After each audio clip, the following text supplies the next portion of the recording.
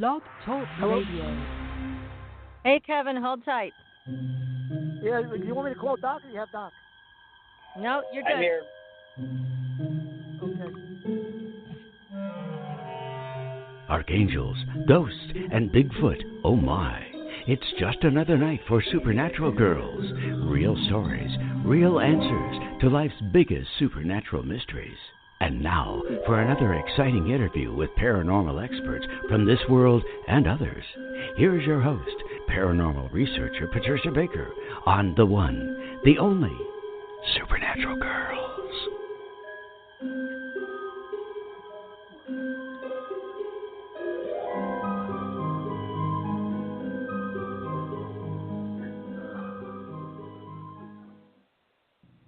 Welcome, everyone, to another exciting episode of Supernatural Girls Radio. I'm your host, Patricia Baker, and I am here with my co-host, PK, all the way from Tucson. How are you, PK? Absolutely fabulous. Had a wonderful day. Weather's getting to be beautiful. Can't beat it. Hey, I'm all happy the for spring you. Flowers. I cannot believe with all the rains that we've complained about, but the earth is just peppered with spring flowers everywhere you go. It's just beautiful. Beautiful. That's great. Well, we're even getting sunshine, and I hope some warmer temperatures here in New England. And do we have a great show planned tonight for everybody? We have two tremendous guests, Detective Kevin Gannon and Dr. Lee Gilbertson from the Oxygen television series, The Smiley Face Killers, The Hunt for Justice. And they're going to join us in just a few minutes. But first, PK, we got to check in with you and see what you've been up to. I know you've been looking at the numbers of these cases, and you have some information. So tell us what's going on. Well, one of the things that I keep picking up, firstly, we're going to, as soon as April hits here, hang on to your seat because there's going to be a lot of things that are going to be made known to us. Secrets are going to start popping up here, there, and everywhere. I'm just going to use the phrase, follow the breadcrumbs, because things are going to happen. Now, everyone will have a difficult time sleeping tonight. I shouldn't say everyone. The majority of people will have a difficult time sleeping tonight because there's a lot of things going on, and secrets are just on the verge of popping out. All these things that have been ongoing, where there's no common denominator that makes us feel more positive about what's happening than the fact that all these different issues taking place in different places, and yet they're like a mirror of one another. Doesn't matter what part of the country, where we are, what's going on, they're happening. It's a time when you're going to have to start taking a look at not just what we think is going on, but open the mind a little bit and let the mind take a better look into what's taking place. The common thread, is there something going on within family? We'll say family or blood relatives. What's the common denominator about the cases that we're going to be talking about tonight? What issue that makes it so open for us to see that is totally different from what we would expect? There's so many. So we're in for some surprises, huh? Oh, very much so. And our two guests tonight are going to rattle some people's cages because they have information that we need to know. People need to pay attention. But everyone I shouldn't say everyone, too many people sidestep it and think, well, it's going to be okay. But what is the common thread that goes on with all of these cases in different areas, different parts, different families? Has it something to do with the genetics? Has it something to do, with, is there a blood relative connection somewhere along the line to the perpetrator or to those that are being chosen, shall we say, as the victim? Hate to put it that way. That's a joke. I know. I know. Well, there's got to be something going on here, and I just love what this team of detectives is doing, because this takes a lot of guts. These men are walking into uncharted territory. They are looking at the facts and coming up with very different conclusions. And you know that a lot of police departments do not want to hear about that. And this is not to disparage the police in any way. They have a tough job. But these cases need to be looked at as homicides. And this is what Detective Gannon and Dr. Gilbertson and their other two team members are doing. And we're very grateful to them for the work that they're doing. We want to encourage our audience to get behind this effort also and take part in the conversation. I know they have a Facebook page, and we are hoping that their series is going to get renewed because it was a very, very compelling series. It was terrific. And again, it brought all of these things to light. As you mentioned, PK, we really shouldn't turn away from this. We need to pay attention because it's still going on, and it looks like it may be global. Well, that's the part that's crazy about it. There's got to be some type of a common thread somewhere. It's just impossible that so much similarity could go on in so many different places. Yes, there's got to be something. Well, I'm going to introduce these gentlemen now. I know. We're going to ask questions, and we're going to see what else we can bring to this conversation. So tonight we have Detective Kevin Gannon. He retired as a sergeant in the Detective Bureau from the New York City Police Department after 20 years of service, which included more than 14 years as a supervisor. He has diversified training and experience in personal and physical security, investigation, surveillance, and disaster response. Now, I could just spend the whole show reading these guys' resumes because they are so illustrious in what they have accomplished. These are the best of the best. Detective Gannon has made over 1,000 felony apprehensions for crimes involving narcotics, burglaries, robberies, and homicides. And he has been awarded almost 100 medals for bravery. He was the most decorated member of the Special Investigation Division of the Detective Bureau and one of the most highly decorated sergeants in the NYPD before his retirement. He also received the Medal of Valor twice from Mayor Rudy Giuliani for heroism in the line of duty. As I said, we could go on and on with the accomplishments here of Detective Gannon. And we also have Dr. Lee Gilbertson with us tonight. And Dr. Gilbertson holds a doctorate in sociology with a concentration in gangs and substance abuse. He also has a Master of Science in Criminal Justice, where he focused on criminology and victimology. His background also includes 16 years of exemplary military service, infantry, and signals intelligence from 1976 to 1992. My goodness, these men are really incredible. Now, also, Dr. Gilbertson is a staff member of the National Gang Crime Research Center and has participated in every iteration of its International Gang Specialist Training Conference. He's a 3-time recipient of the Frederick Milton Thrasher Award and is the executive editor for the Journal of Gang Research. So we are very, very honored to have both of these gentlemen with us tonight, and we are talking about the Smiley Face Killers. Gentlemen, welcome to the show. Thank you. Hey, Jay, thank you. It's great to have you with us, and we're very, very happy that you're with us, although the subject we're talking about is a bit terrifying and daunting. But you have taken this on. You've decided that you're going to get to the bottom of it. Kevin, let's start with you. How did you come across these cases and decide that they were worth looking into? Well, in 1997, I was assigned to the Missing Persons Division of the Detective Bureau. And the first case was the Patrick McNeil in February of 1997.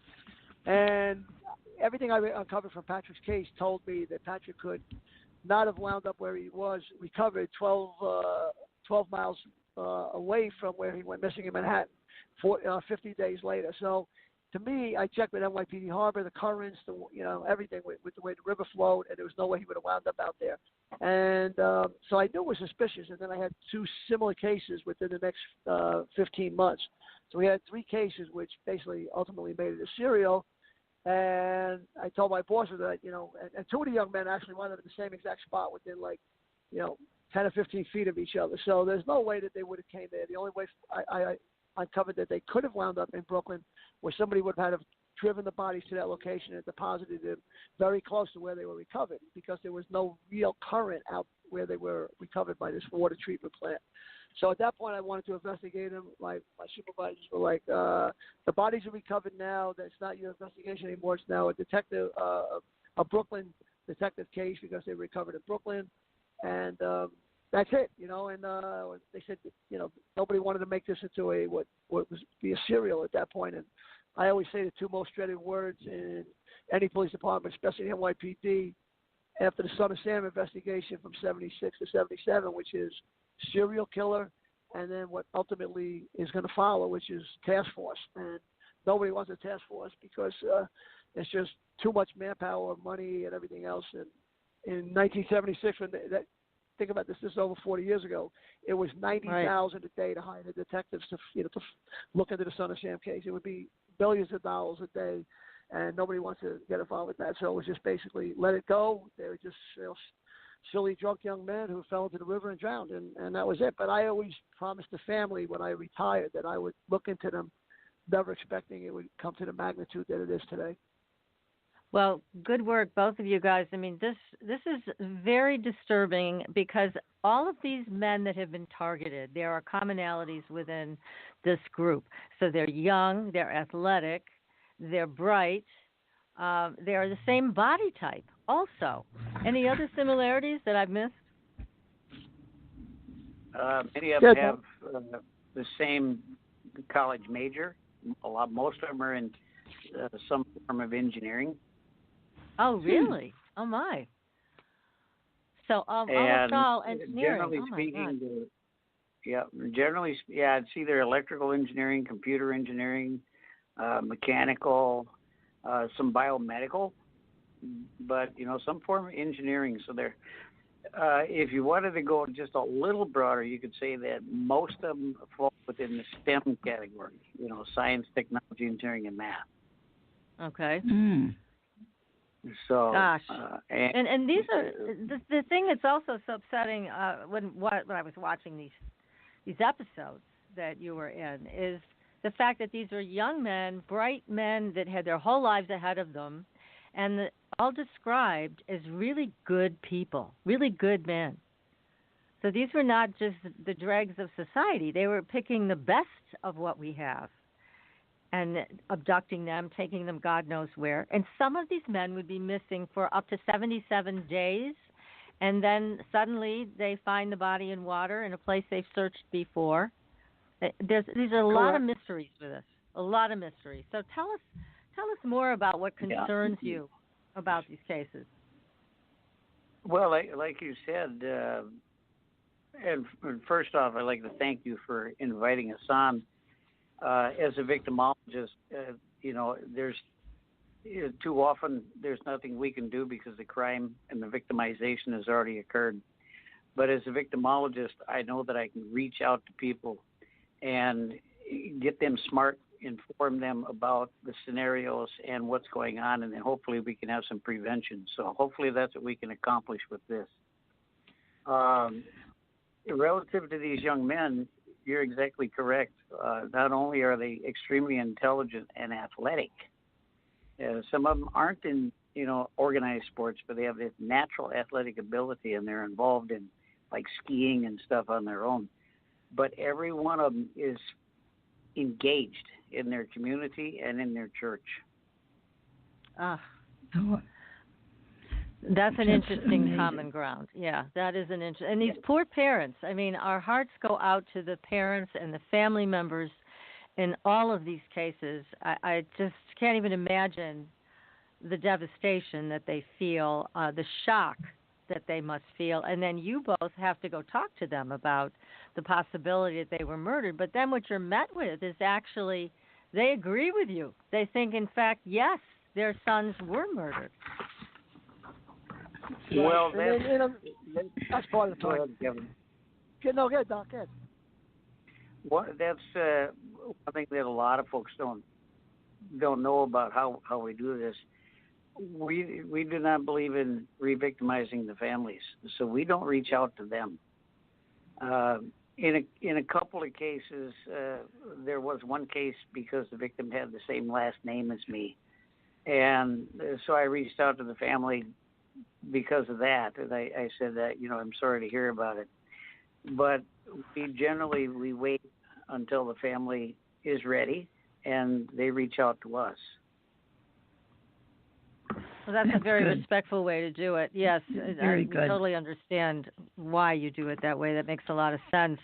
But so far, they don't disagree with you. They agree with you. They feel that the police did not do the best investigation, and their sons didn't suffer from an accidental drowning. They weren't. In fact, one of the cases, one of the young men didn't drink alcohol at all.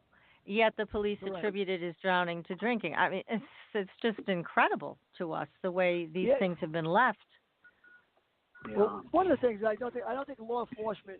Like I said, we try not to, to disparage law enforcement. It's just that I don't think most. And believe me, before I got involved in this, I mean, I had a lot of experience in homicide, but I knew nothing about really drowning deaths and decomposition and the level of decomposition and how a body would look.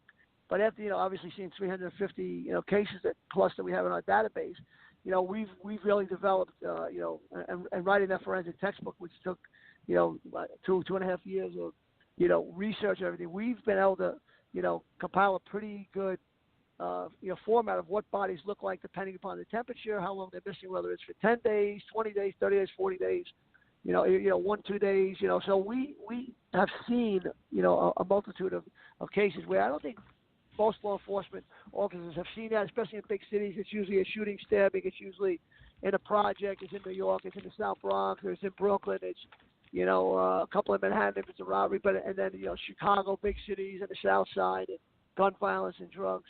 You're not seeing a lot of this. So I don't think first of all, they have the experience. And then you get the smaller departments in these small little cities and towns, in the Midwest, which really probably don't even have that many homicides, much less a drowning homicide. So, we're just trying to supply them evidence. But, when the kids are drinking, there's alcohol involved, and men are usually more risky in behavior and travel, independently than women who are usually smarter and travel together in groups and packs, that they just figure it's another stupid drunk kid that fell into the water and basically close it shut as quick as possible.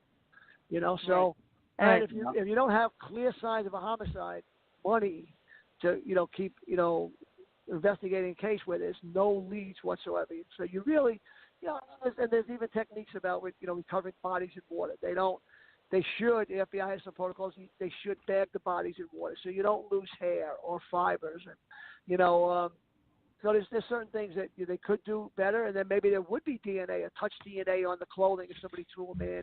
But we're not getting that. So and then when they get the body, like I said, they don't test it. They're not testing the GHB drugs in the body or DNA on the body.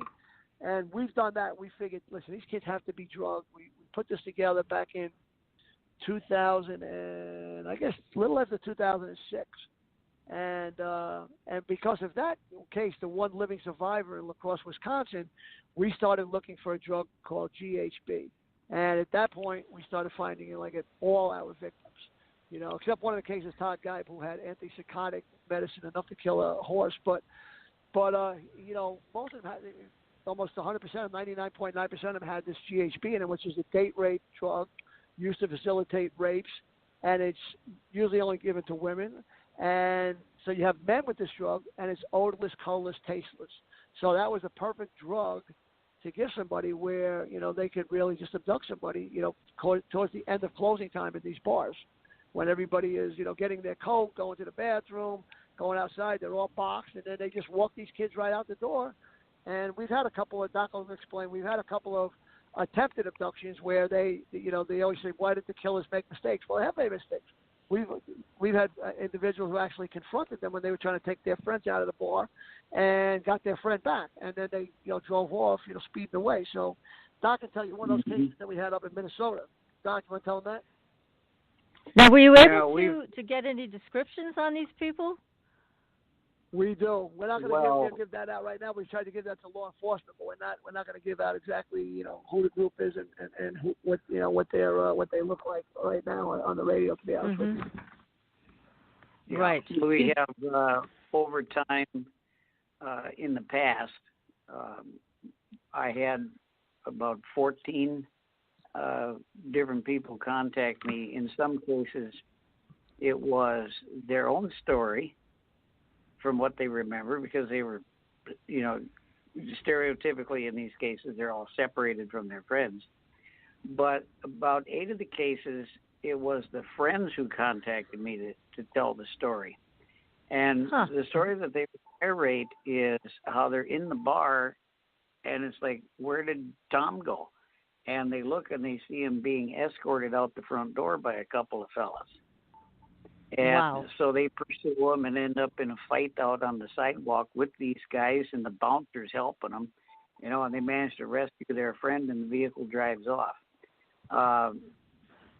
But suffice it to say, because the graffiti that we're sitting on, besides the smiley face, that's the only one we've let out there, but the graffiti and exact descriptions, we have gotten those as to age, gender, color of hair, clothing style, and stuff like that. Wow, so you have a lot more information than we know about. On that too. Mm-hmm. Well, how many people How many people seem to be involved when they're walking them out, or do they see them with others? Is it more than 2 or 1 that leads somebody out? 3 to 4. 2, usually 2 in the escort process, and then a couple 2 through in the vehicle. Right. And in this one incident, when one of the incidents, like Patricia, I spoke to the individual. I said, so he goes, I think my friend would have been in Minnesota. He said, I think this one time, he said, I think they threw him in a white van. The van drove off, the door opened, and he said, I think my friend was going to be one of your victims. I said, well, it sounds like it. Tell me, when did he wake up the next day? How long did he sleep for? He said, like 12 hours. I said, what did he remember? He said he didn't remember a thing, but yet he was functioning completely normal. He was still able to speak and talk, just really like in a like a blind spot, where he was like he was still at the bar, he was still talking, he was still functioning. Walked out with these guys, they weren't dragging him, so he was just like leading the blind, but he was walking out, talking to these guys, whatever, getting in, not knowing who they are, not really to differentiate between his friends or something, and these good guys, bad guys, and then doesn't remember any of it the next day. So it's kind of like in a zombie land, with this GHB stuff. Well, yeah. I mean, you're really describing mind control in some ways. I mean, I was reading online one of the people, Dakota James, that you investigated, and something about 5 weeks before he died, he called a friend one night begging to be picked up, and he was disoriented. He told her he remembered nothing from the last 4 hours of the night. Mm-hmm. And when she picked him up, this is the interesting thing, he was walking out of a hotel towards a dark SUV, which was facing the wrong direction and parked in the wrong lane. And the friend told this particular newspaper that she screamed her friend's name. He got into her car, but he couldn't give any details about what had happened to him. So if it hadn't been for her, at that point, he would have walked into that other car like nothing, like a magnet was drawing him in. I mean, that to me, it says there's a little bit more than just GHB going on. What about you guys? What do you think about that? Well, I don't think I'm not really into mind control stuff, even though I know there's some people who tried to use that before. Obviously, in the military, we know an individual who was involved in that kind of stuff all the way back from the Iran-Contra scandal and stuff like that. But for us, to me, I don't like. They asked me, "What do you think that car was?" I don't know. It was either one. Obviously, we think that car was staking him out, was following him, was hoping he would get into that car. The question was that an attempted abduction that night, or was it just a practice run for what would eventually occur? We don't know. I mean, if he had gotten in, maybe they would have taken him that night. Maybe they didn't. But obviously, he was terrified for his life. Felt terrified. Should have went to the hospital. She should have took him. But at that point, he said, "No, I'm fine. But she said, "I think you were drunk. You should go to the hospital. I just want to go home. He was so so distraught. But look what happens. Then a week later, so You're right. you know, 5 weeks later, yeah. It was a test run. Or it was, or 5 weeks later. Was it a test run, or was it, an attempted abduction that went wrong? We don't know. I mean, but the idea is obviously we know they stake our victims out.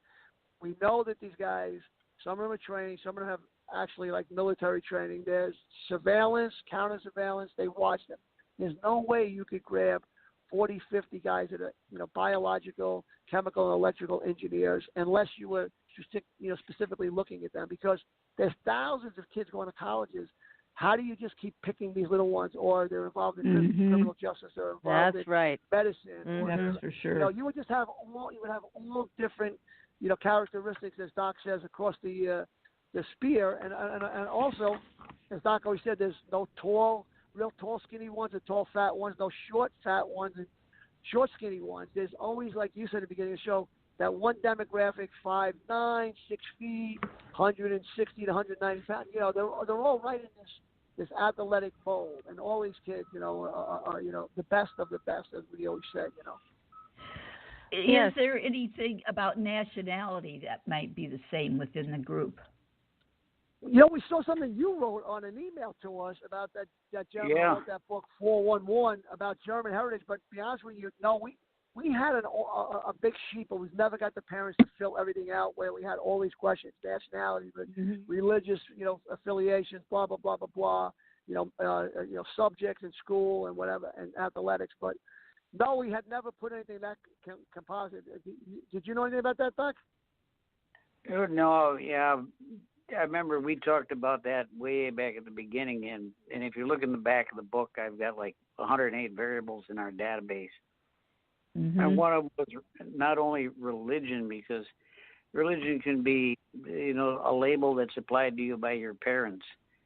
So we look at religion as well as spirituality and their sense of what we do here, are there consequences after death, either in an afterlife or a next life, or whatever their belief system is. And I looked at it at first because, and I saw that in your email on Politis's book. He sent me a copy of it, so I've read it, and I thank him for, he praised us quite well in there. But the comment that many of them are German, and at first, because I speak Czech and German, so I was just doing stereotyping their last names. They're Bohemian, or German, or Polish, or Czech, or whatever. And there's a lot of European, but that really doesn't hold. And the only reason it kind of fits that is because you're talking about cities that were established by, immigrant populations tend to congregate with their own kind. Right, they do. Like where I grew up, it was, you were either German or Norwegian. You go up north, entire cities that are nothing English but or Italian. Yeah, so when you get into a city like, or you get into a state like Minnesota or Wisconsin, you're going to have, I think, when I was at Ancestries and stuff, 71% of the original immigrants to Minnesota were German. Right. So. And don't you have a cluster there? Yeah, we do in Minneapolis and Milwaukee and La Crosse, and those are all German cities.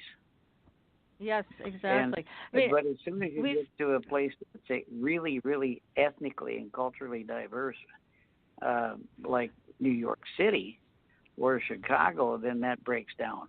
Then you start picking up individuals from Pakistan, Afghanistan, India, China. Right. Well, to be fair, what Politis is talking about, because I've read all 7 of his books, and he is very, very specific that when he has looked into this, what he has found is not necessarily 100% German, but he has found people of German heritage. So they could have some ancestor, grandparent, great-grandparent, whatever. So they have some German. Now, there have been 5 physicists that have gone missing in the United States, and every one of them was German. So there is something going on with that. I think five, what, we're missing, Patricia? physicists. 5 physicists have gone missing. I've heard about the different physicists that have gone missing. Physicists, there was a whole and study they have on that. never, no bodies have never been found, disappeared without a trace. So there may be something to, I think, to what David has found.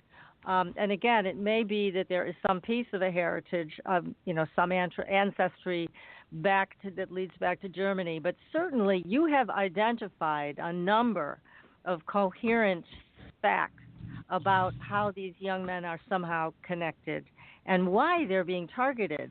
So there's this big mystery of why them, best and the brightest. Now there's also the mystery of the fact that they're taken someplace for a period of time. Right. What are your thoughts on that? We've been trying to figure that out. One thing we know is that we know there's not sexual assaults. We know there are some physical assaults on the body that you've seen. So we've also had some confidential informants, and we know that there's been some just regular mind torture, which sometimes they say is worse than regular torture. Like, how do you feel about dying today, or how do you feel about dying tomorrow? So it's like one of those kind of things. Even if you were taken in Afghanistan, you're always worried that eventually they're going to be looking to chop your head off. When are you going to die? And it's like, geez, how am I going to get out of here?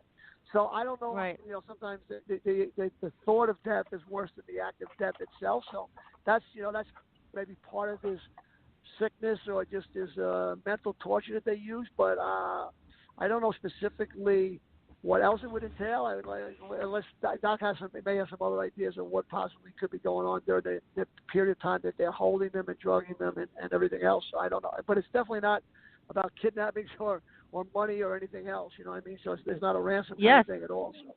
It's not something that we can easily wrap our minds around. I think the usual reference points, like what you're talking about, kidnapping or torturing someone. I mean, these bodies you're finding don't have the typical torture marks on them. So doesn't appear to be going on physically. This is not anything ordinary. Everything that you guys have uncovered, God bless you for doing this. But this is not easy work because it is not what we're used to seeing at all. Even with serial killers, don't serial killers usually work alone, not in groups?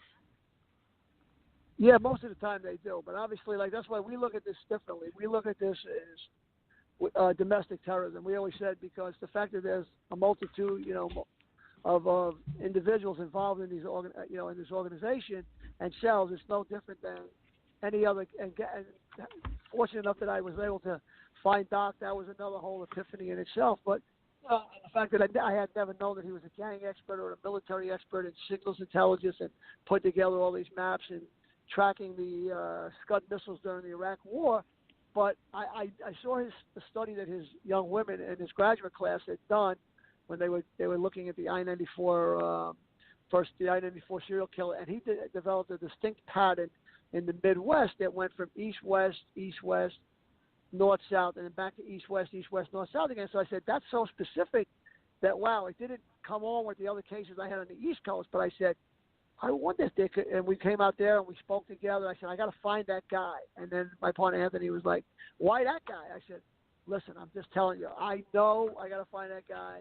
Not, like I said, not knowing that he was a signal intelligence expert. Just the fact, I said, if he can do what he did with that study, he can take all of our material, put it on a map, make sense of it. He can understand, my psychotic information here and make heads or tails of it. I said, we got to go find him.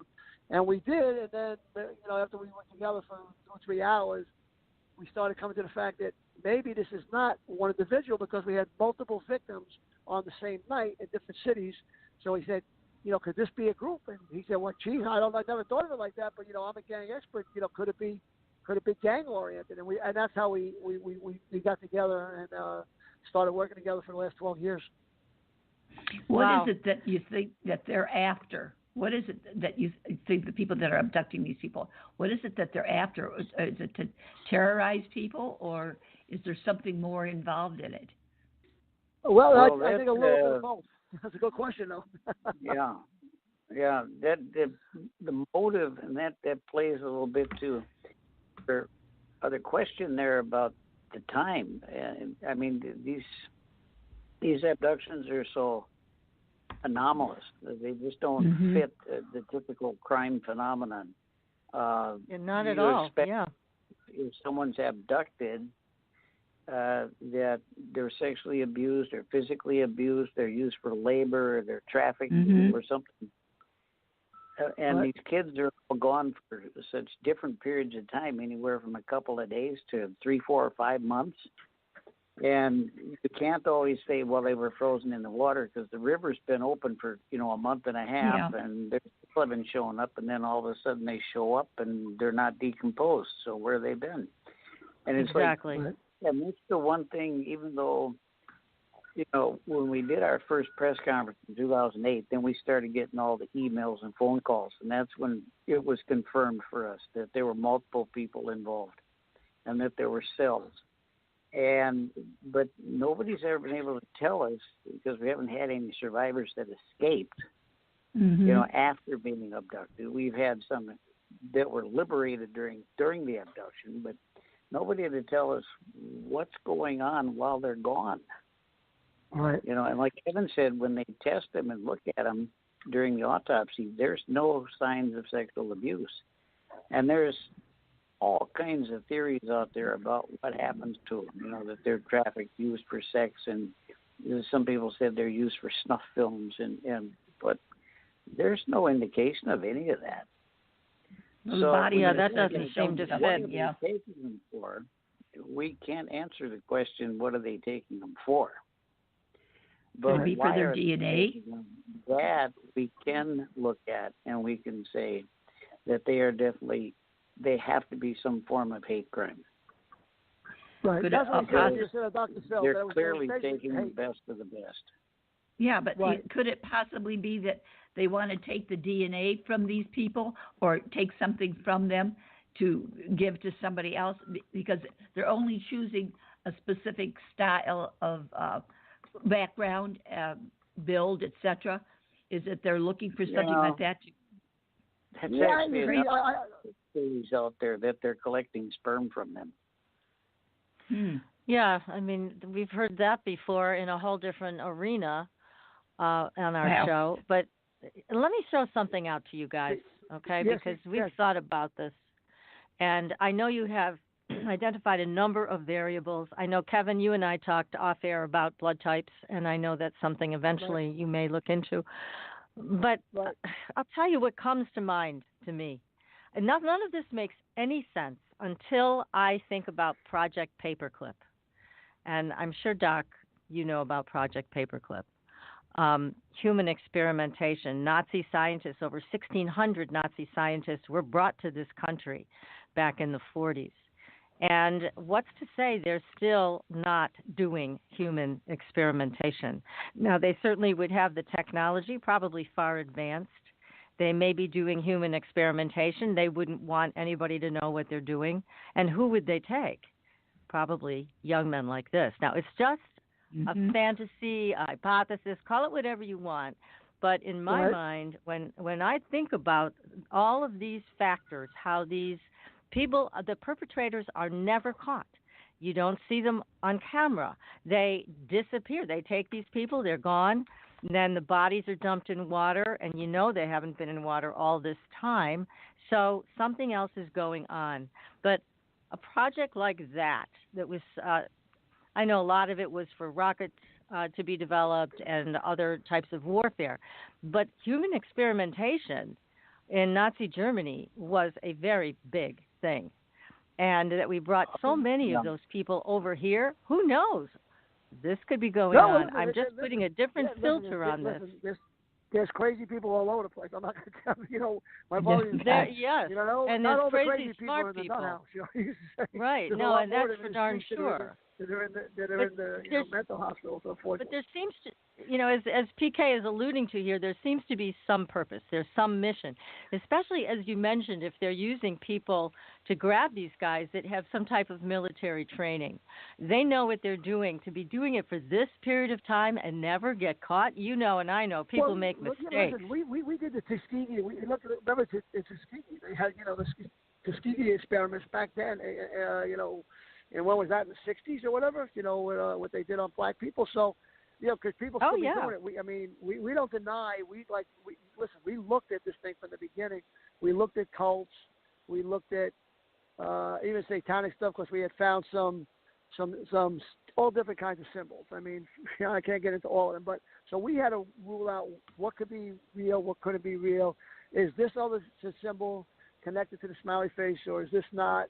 We had some upside down crucifixes. We looked at all that kind of stuff, and though that there could be some, we don't, like Doc said, we don't know the difference of all the religions of our victims and their spirituality, just the same way as we don't even know the religious affiliations or spirituality of the perpetrators. So that would be something to know. But we have been able to put together that obviously not just these kids are the best athletes, best students, come from the best families, and there's an element of maybe anger or hate for something that they don't have that Anthony talked about years ago.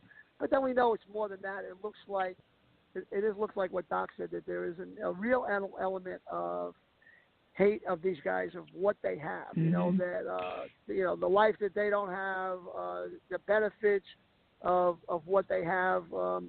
Maybe even what some people would call, what do they call that now? White, what do they call it, Doc? for white people that have like that white have, privilege. White privilege. That's the way I want to say. Yeah, it's like a white privilege. I don't know. That was something we even looked at too in the beginning. With the majority of all the kids in the beginning being white individuals.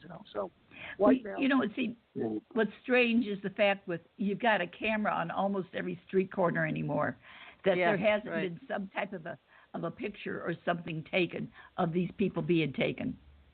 Yeah, that's really true. We've had a couple where the kids were stumbling drunk, and then bam, it's almost like they knew where to grab the kid. The one kid that we did on the show, William Hurley, he was on camera walking, and then bam, he hits a blank spot, and then he's gone. His phone is gone. It's smashed to death. The battery's out, and the girlfriend is 30 seconds away around the corner, and he's gone. That was an abduction. They jumped out, they grabbed him, they threw him in. It was like one of those scenes in the movie Shooter, where the FBI guy's walking across the bridge, they grab him and they throw him in the car. Because he might be figuring out that the assassination was not really an assassination. They were kind of doing like a Kennedy assassination scene, and this guy was figuring it out, so we got to get rid of him. This kid was definitely snatched off the middle of the street. So what happened to him? These guys were good enough that they had to know where those cameras were to where to grab this kid. Otherwise, we have a plate and everything. Yeah, Kevin and I went to a case in Columbus, Ohio, and we talked to the bouncer who was on duty that night. And there was some construction going on, and he showed us where the cameras were.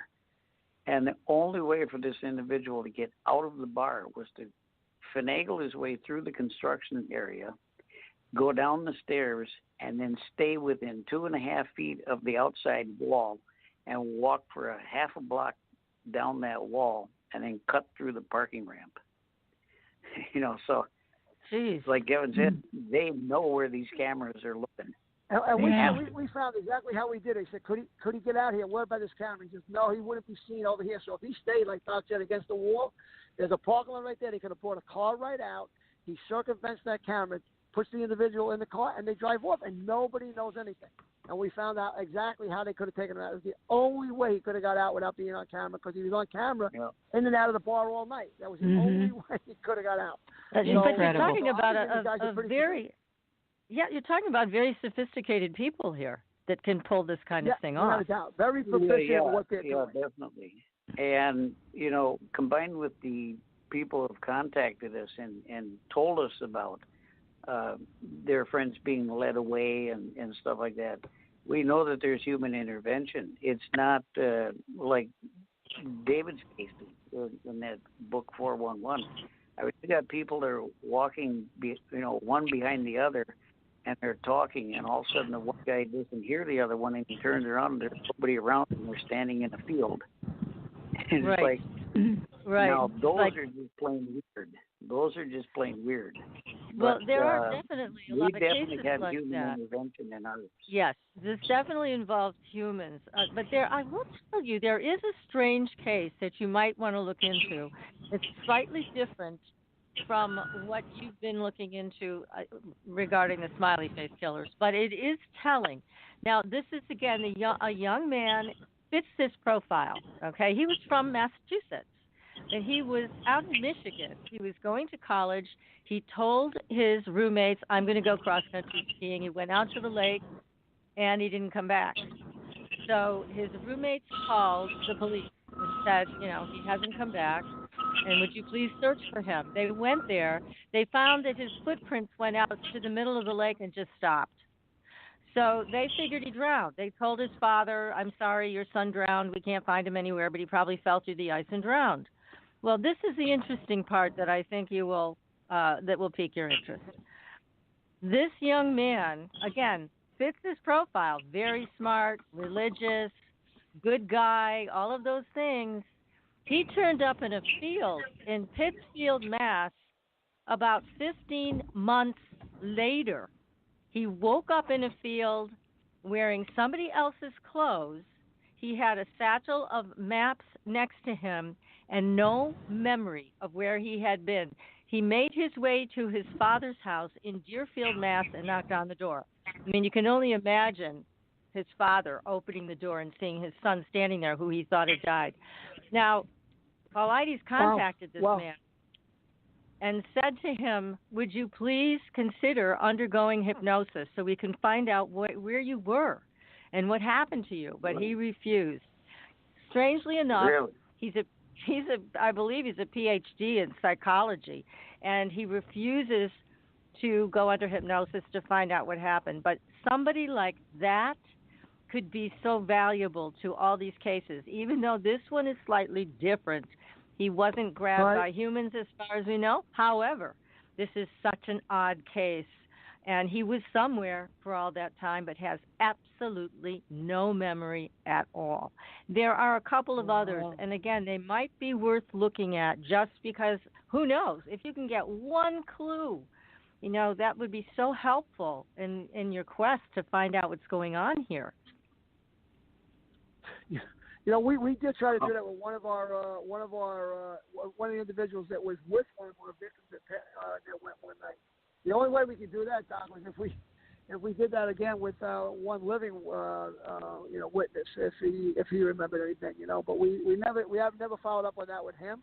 But we did try to do it with one of the guys who was with one of our victims, and the police tried to pin it on him as if like he killed this kid, and we knew he did it because our victim was in the show when Luke was on. He was on. He was still in the bars drinking when this other kid was at the hospital.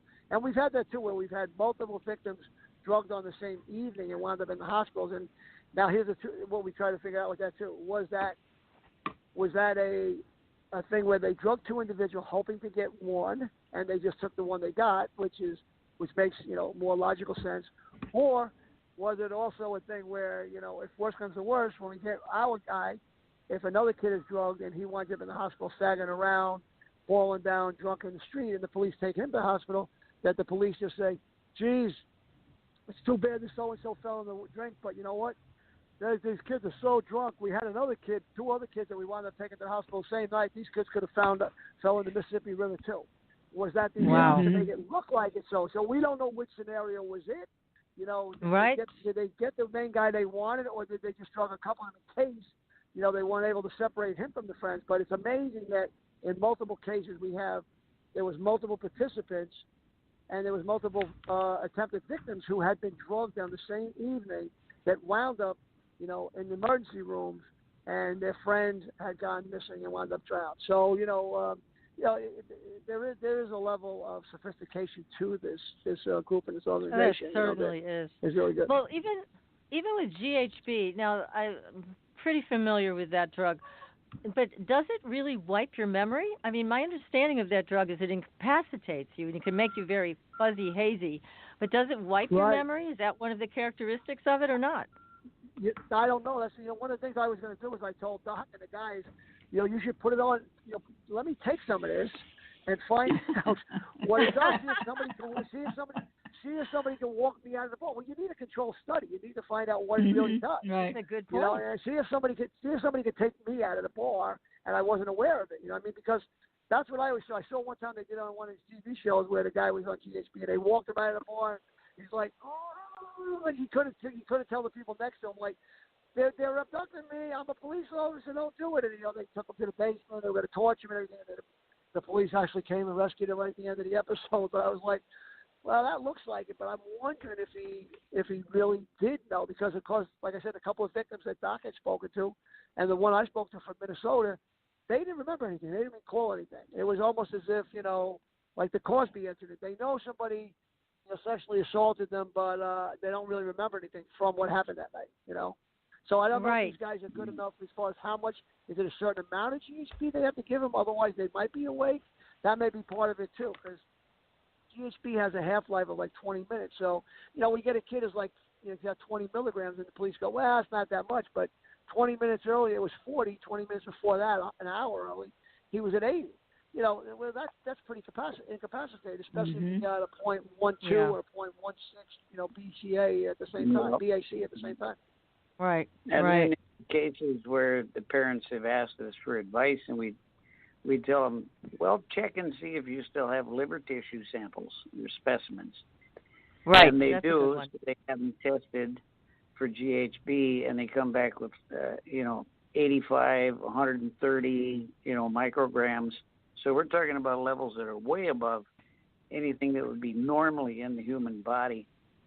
And it definitely inconsistent with postmortem production. And the reason I say that is because if you're going to attribute the GHB to postmortem production, you also have to have alcohol production.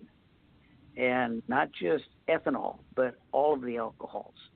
And they all come in different proportions to each other. Like ethanol to N-propanol is 1 to 20 to 1.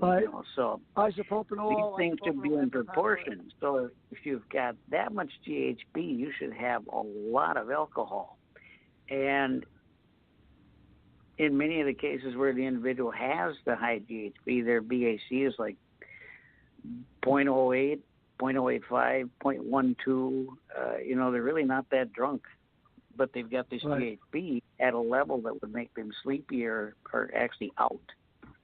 And then there's another drug that has been like an urban legend for years, but now there's actually a lot of evidence on YouTube that it really is coming out of South America.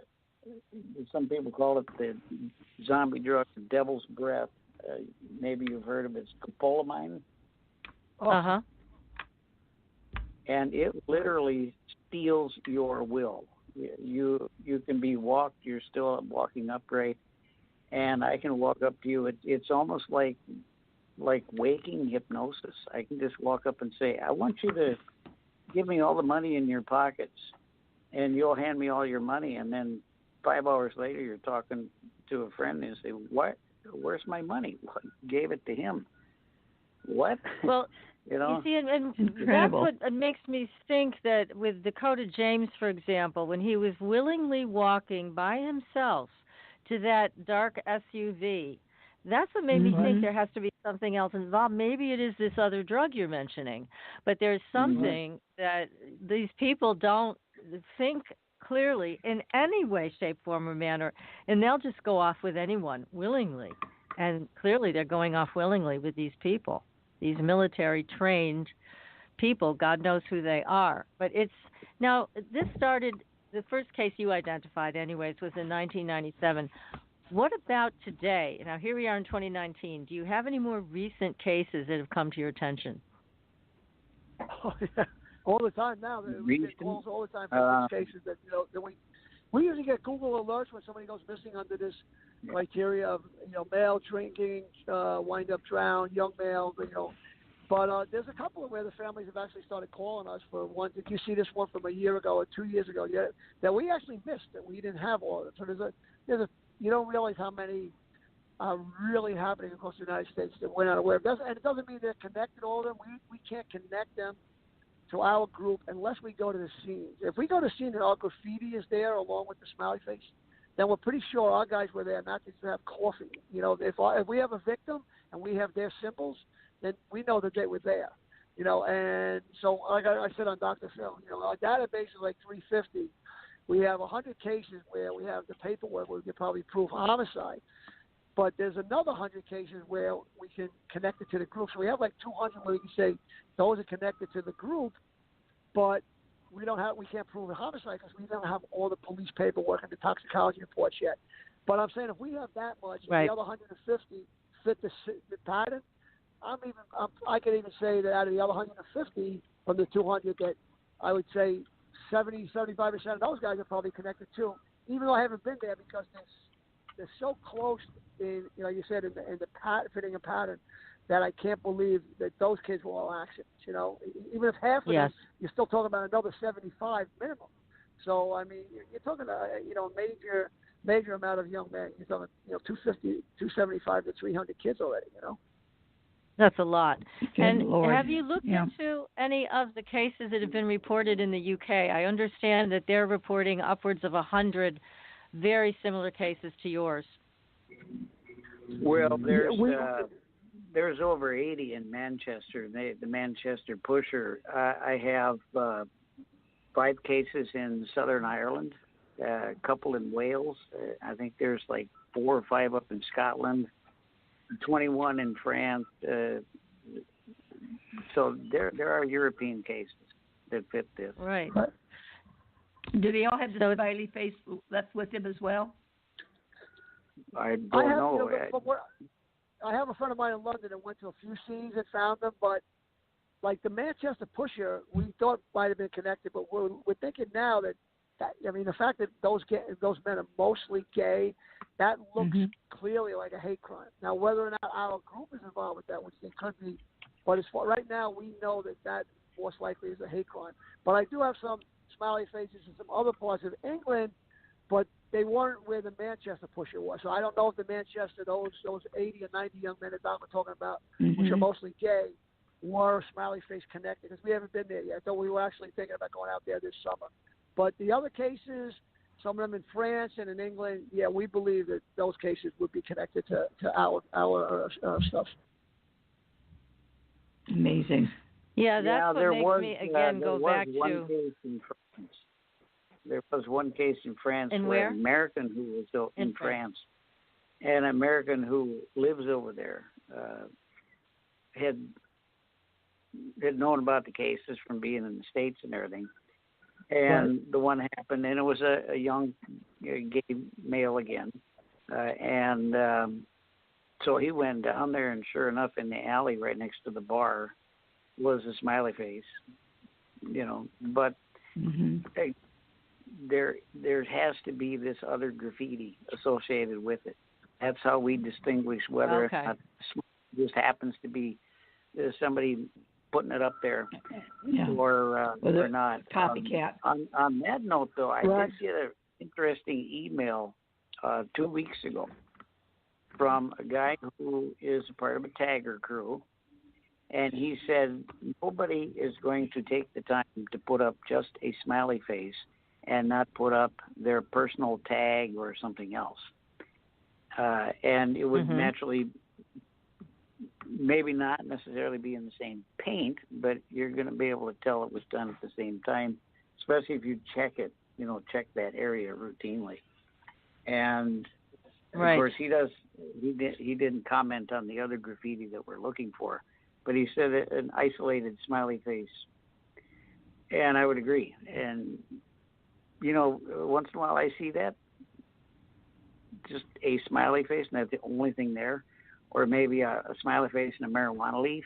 Well, okay, that's not ours. That's not ours. Okay. But if it's a smiley and then one of these other 12 symbols, yeah, there's a really good chance of it then. Well, the fact that this is happening in other countries, again, makes me think that there is a real mission to this. And I know you're considering a hate crime, which of course is reasonable, but this seems so different. This seems like there's something they're after.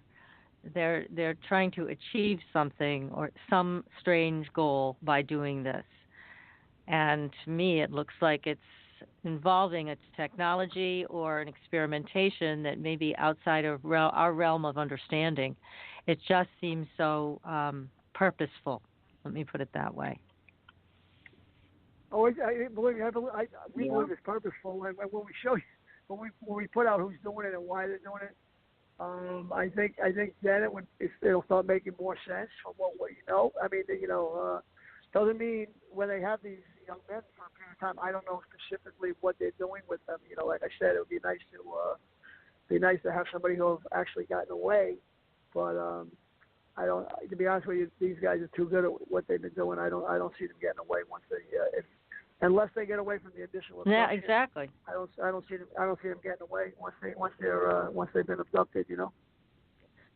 Yeah. Exactly. I don't either. I think that's just nearly impossible to get away because they're so incapacitated and their mind is just a blank.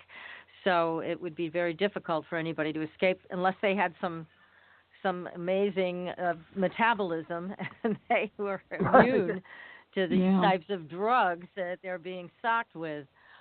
But I noticed that Oxygen did bring in a psychic, and it was a young man. His name escapes me, but he was unable to really get any valuable information. Tyler Henry, where he does the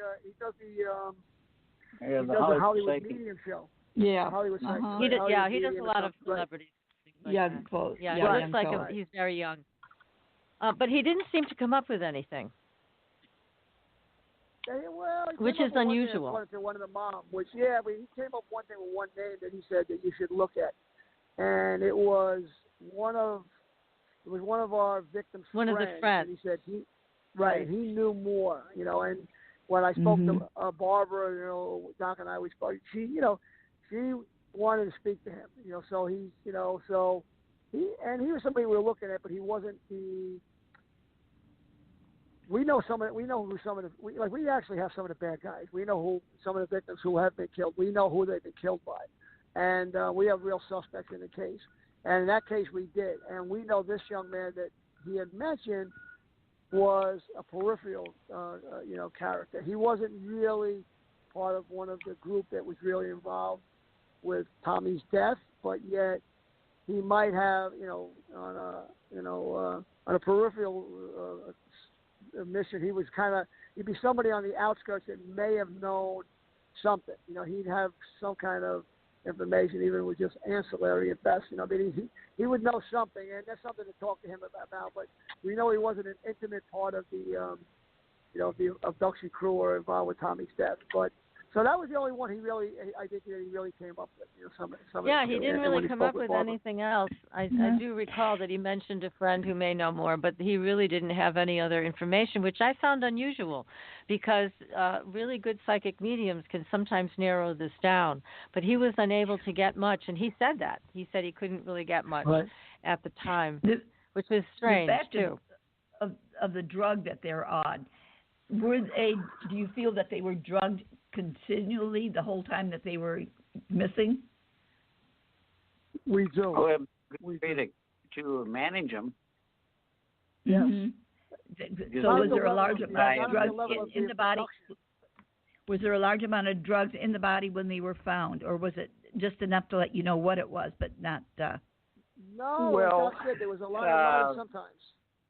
Mm-hmm. Generally, GHB, Rohypnol, those types of drugs, especially GHB, is not the typical drug that they screen for. And there's a difference between a screening test and a quantitative test.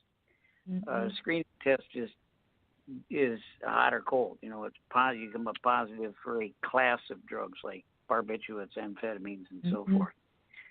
And only in a couple cases did the medical examiner And now this is interesting. The medical examiner was suspicious enough that she tested for GHB. Good. Right off the get-go. Good for her. But then she closes it as an accidental death. Mm. And she did find it. She did find it. Now, in another case, the individual had phenylethylamine, PEA, which was debilitating. But other than that, like I said, the parents come to us, and then we tell them, do you have liver tissue? In 100% of the cases where the specimen still existed and we paid for the testing for the parents, and in 100% of those cases, we have found GHB. Under the circumstances, and since these additional things are found around the body, like the smiley face, etc., why don't they, or have they not started to just automatically test for a GHB and whatever because of the circumstance? Because or do they not pay look at the attention to it? cases, they look at the Well, it's cases an extra back, $300 for them. Yeah. Right. Okay. And it's money, and they usually the city doesn't have money unless they think there's some kind of suspicious manner, which they're not doing that. So their attitude is, why exhaust money and manpower and everything that they're doing to investigate these? So they close them, which is unfortunate, for us and for the families and the victims. I mean, it's not fair, but and this is what we were trying to do, is just to try to enlighten the law enforcement and the communities that something else might be going on here. I think you guys need to take a little closer look at this, and if you need some help, we'll come in and assist you. And not here to just trash you and disparage you and make you look incompetent. Nobody wants some bunch of retired guys coming in second guessing their work. But if you're not aware of what's going on, and like especially with the gang, and our background, plus especially Doc's being a gang expert, it comes in and tells you here's something that might be happening in your community.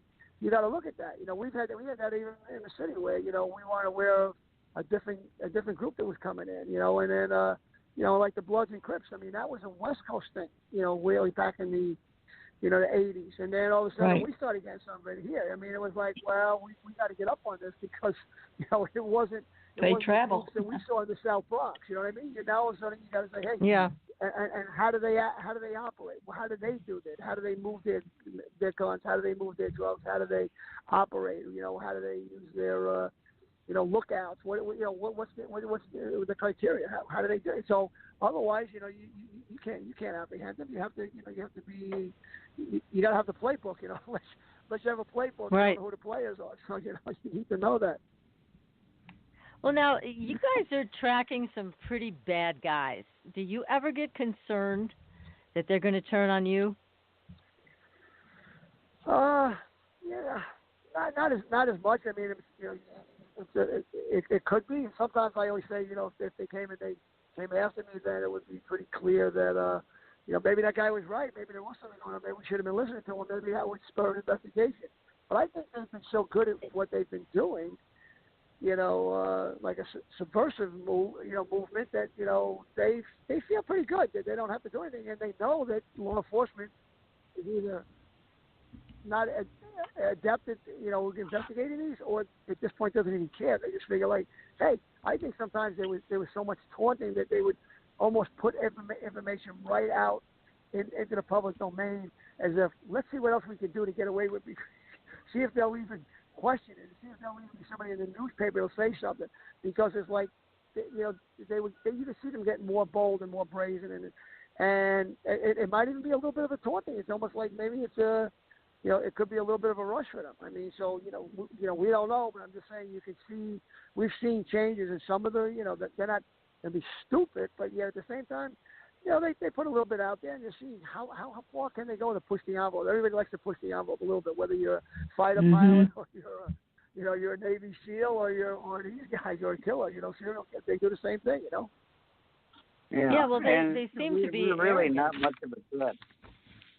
If you think about it, we're really not much of a threat. All we can do is educate the police departments, because they're not, like Kevin said in the very beginning, they're not trained in how to handle a drowning. A body that's recovered from water is that's it. It's a body recovered from water. It's not a crime scene. That's pretty much the way they've been trained. So they just do what they've been trained in. And we don't have arrest authority. So, we're not the threat. The police officers are still the threat. We're just educators to get people to learn more about this, into it. But you could be a threat if you start to reveal what's really going on. That's my, my concern for your safety, I guess, with this. Because again, I get what you're saying, though. If they thought we really knew something, maybe they're probably like saying, "Hey, those guys are like they know something's going on, but nobody's listening to them." They're probably laughing at us too. As far as that, like I see. Well, yeah. I think you're right. And nobody cares. Yeah, they have a level of arrogance about it because they've gotten away with it so many times and over such a long period of time.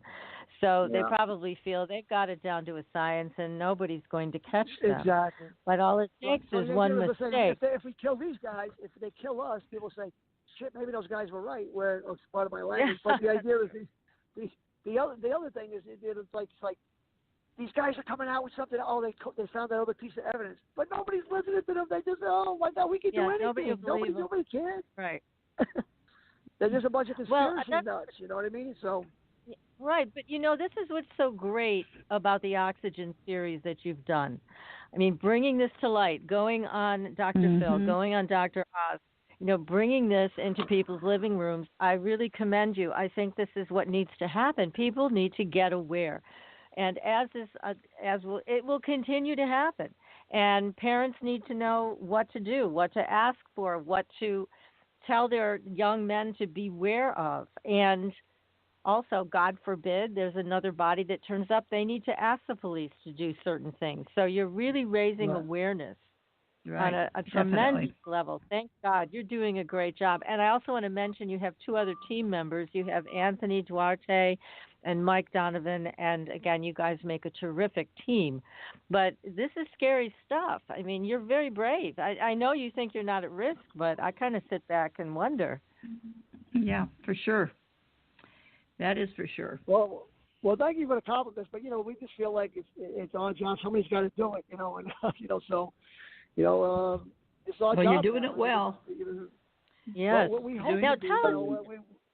And we do have insurance policies, and I don't mean life insurance. I mean, I have individuals who I have extreme confidence in.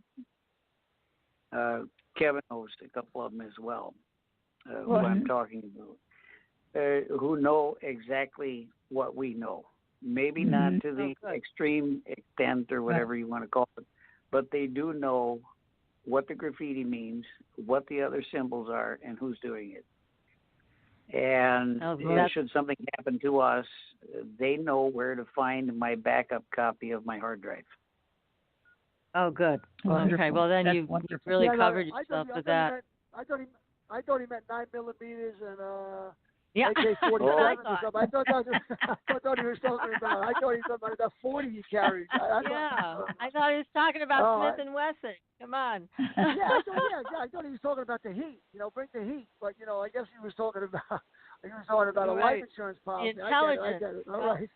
Well, Doc is a professor, so. Right. But Doc, he's got that big gun. Believe me when I tell you. Yeah, I traveled with Smith and Wesson. Good for you. He's got that 40 caliber and some other stuff. You should, yes. He's Excellent. Have you spend 16 years in the Army and not learn how to fire a weapon. That's right. Yeah, no, he's pretty good at what he does. No, he's good. Have you been threatened I saw in that any way in since all TV. started? Yes. Have you been threatened in any way since this all has started? 2011, 2012, I did receive a death threat in the email. Mm-hmm. Oh, no. Really? But they tracked that individual down, and it turned out to be an idle threat. And it was actually kind of ridiculous because the individual was accusing me of being the one who was doing the killings. Oh, wow. Jesus. Good grief. Ridiculous. Somebody's delusional. Did you tell him you didn't like water? Didn't go anywhere. We're tracking people too, so we can track people down. Obviously, our guys that we're looking at, they're really good at what they do. Trust me when I tell you, I have to give them a lot of credit. I mean, listen, they're good. Like we mentioned, they communicate, on the dark web. They're listen. They've been getting away with this for how many years now? It's over 20-something years. So it's 97. That's 22 years. I mean, it's you have to be pretty proficient at what you're doing. Yeah. Right. Doc, let me ask you a question. I know at the beginning of the show you mentioned that you have a lot of variables that you're considering. Can you give us an idea of some of the other variables that you've looked into or the commonalities among these young men? That's good. Well, let me grab a copy of the book here. And it's in, let's see here, Victim Profile Operationalization, Appendix E in the book. Okay. So we had personal data, and that, of course, was name, last name, first name, ancestry, date of birth, all that kind of stuff. Their primary language and any secondary languages or tertiary languages that they spoke. Marital status, job, financial status, employment, was it part-time, full-time, was it a job or a career for them?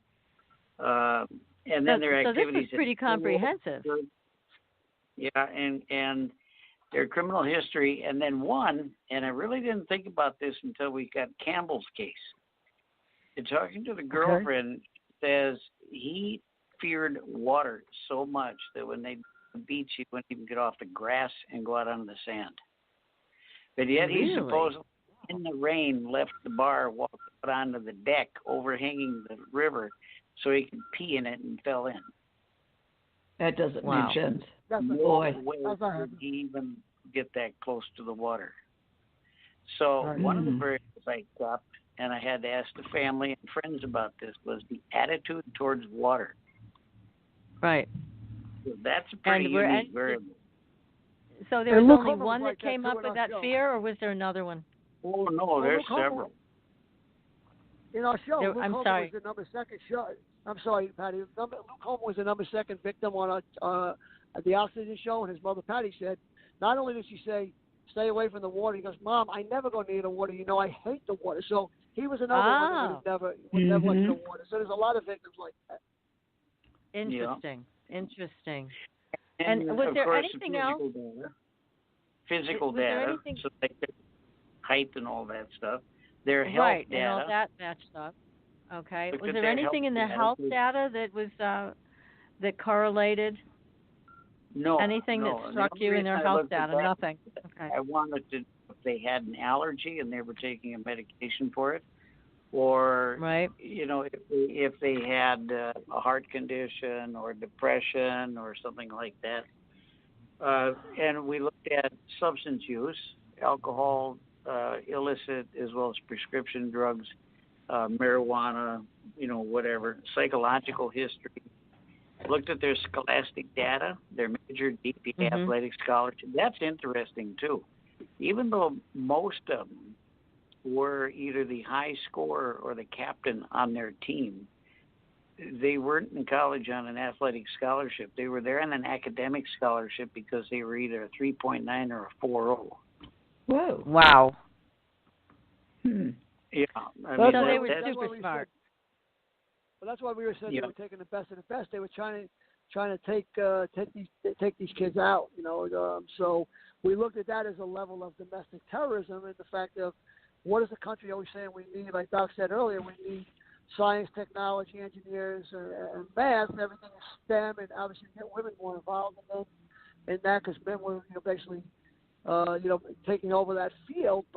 And then here, what are you doing? You're taking out these guys. Is there a reason why you're taking these guys out? Like they always said, Rome fell from within. It's the kind of thing like that. Is it to try to take these young men out? Is that lower our the United States'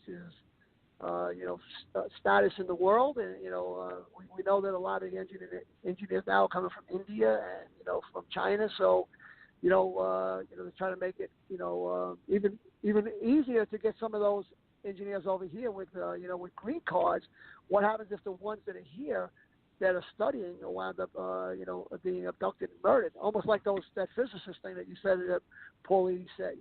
I did read about that. Yeah, like, the 5 Germans who like, disappeared. Yeah, I was like, what happened to that? I mean, that was like crazy when we read that. I said, that really seems like government oriented or something, But like a well, CIA it definitely type does. Or, You're right. Or a Kremlin type of thing, or take them out. So that seemed like something totally different than we were looking at. But it was something that obviously we, caught our eye, and then we said, geez, is there any relation to that to our group when we first started? We looked at all of that other kind of stuff, Yeah, because it just to me, looking at this, and I mean, obviously I'm a lay person. I don't have the training that either one of you have, but I mean, I'm looking at a very sophisticated situation with these people. They're going to a lot of trouble to cover their tracks, and to me, I'm thinking, but why would it just be a hate crime? Why? There's got to be something more to this story, and you guys may know and not be able to say yet. There's got to be something more. I mean, it's a lot of trouble to go to. And especially again, to keep them for the period of time that they do in some cases. Yes. I mean, that they could be discovered, taking them to a hidden location somewhere. But again, that's a long period of time to have somebody at a location and risk discovery. So it's a lot of trouble to go through. And obviously, this one young man, they kept him alive for 77 days. That's a darn long time. So why? I mean, about moving the body, even though you're doing it at night, subducting the body is dangerous enough.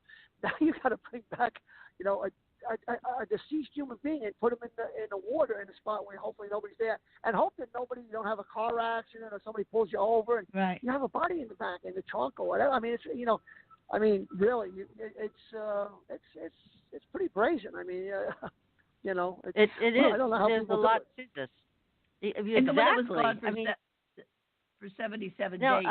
Now, was he as healthy at that point in time as he was at the point in time that he was abducted?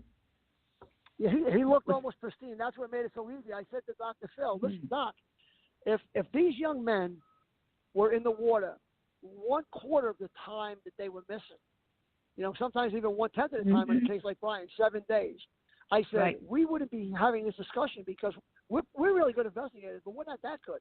The body would be all decayed and black, and once you get to that level of that type of decomposition, you don't know. It's at least 7, 8 days. There's really very little evidence left. So is it 7? Is it 77? Once they showed in the Todd Gott case in the last episode, by the 14th day, that body was being ravaged by the insect activity. So, but he was missing 21 days and had nothing. At 14 days, after 14 days, and the body's like that, and it's all ravaged, how you can't tell whether he was in the water for 14 days, whether it was 40 days. So believe me, but it's obviously it's easy for us if a body is missing 70 days and he looks like he's been dead for only 2 or 3 days.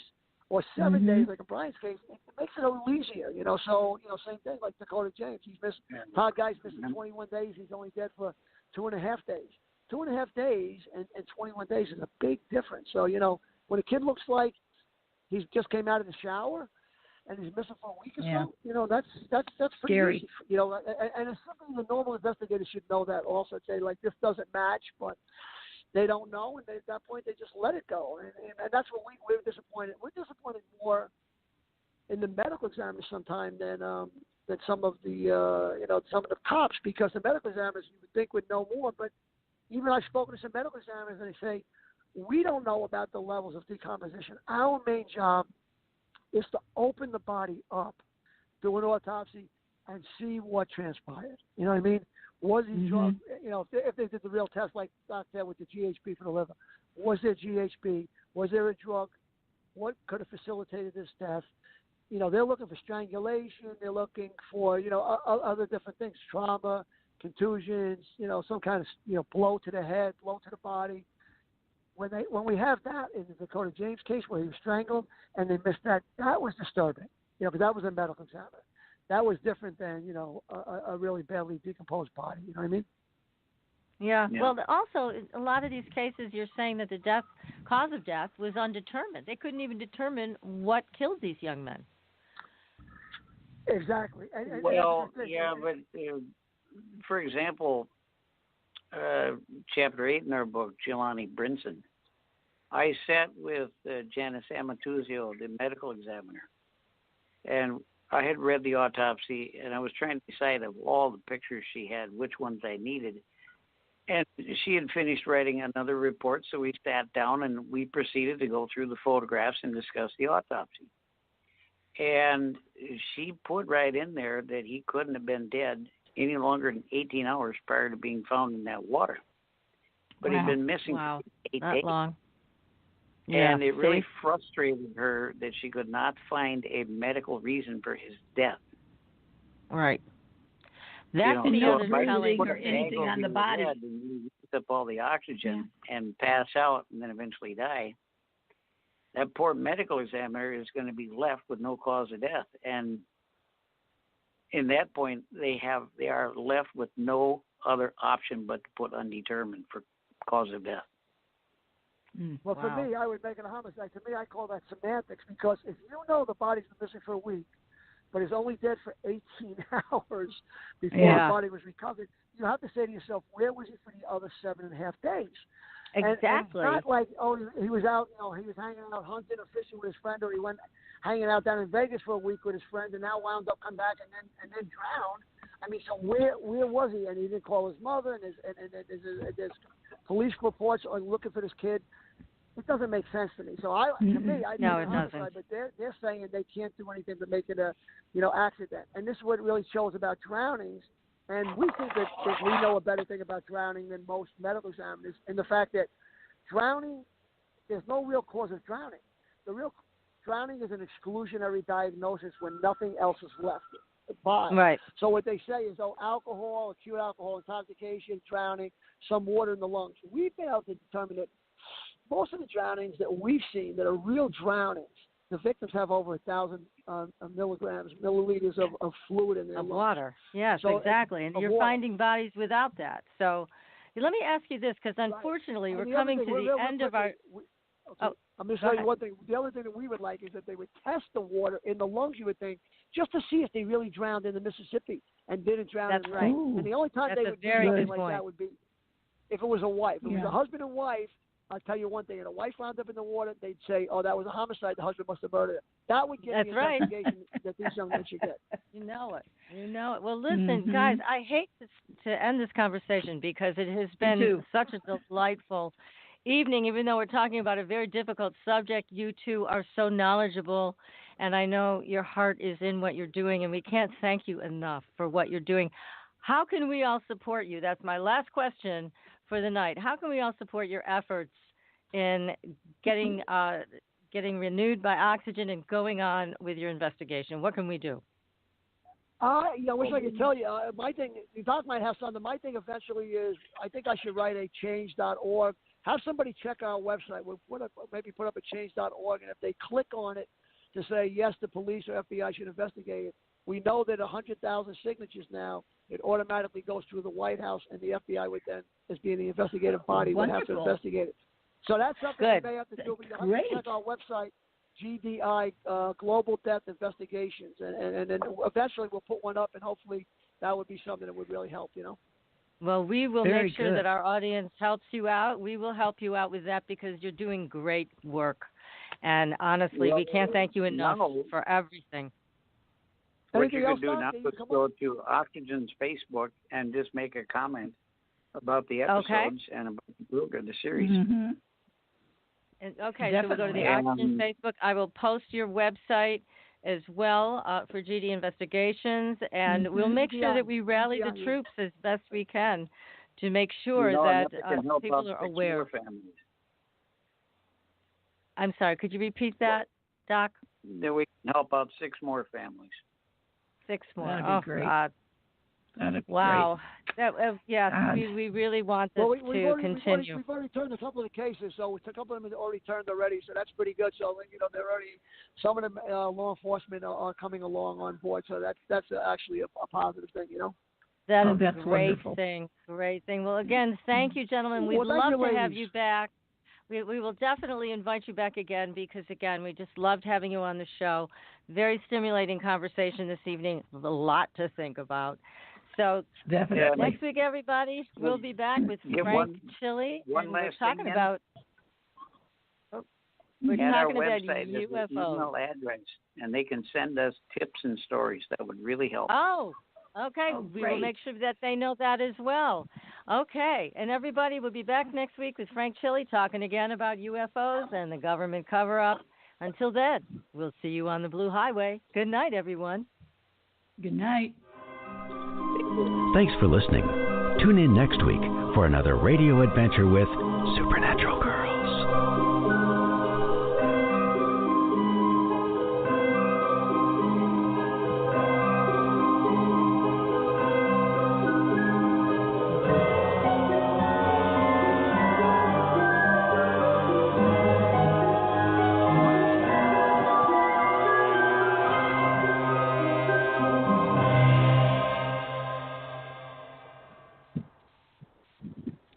Hey, thank you, guys. It was a great show.